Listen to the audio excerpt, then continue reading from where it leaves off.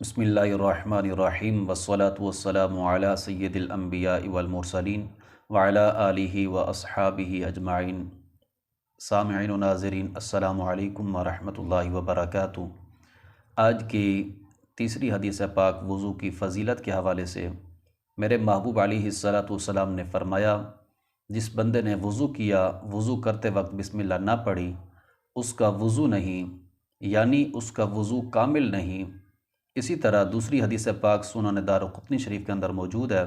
حضرت عبداللہ بن مسعود رضی اللہ تعالی عنہ آپ فرماتے ہیں کہ میرے محبوب علیہ الصلاۃ والسلام نے فرمایا، جس بندے نے بسم اللہ کے ساتھ وضو کیا تو میرے محبوب علیہ السلام نے فرمایا اس کے سر سے لے کر پاؤں تک سارا جسم پاک ہو جاتا ہے، اور جس بندے نے بغیر بسم اللہ کے وضو کیا وہ اعضاء پاک ہوتے ہیں جن اعضاء کو اس نے دھویا ہوتا ہے۔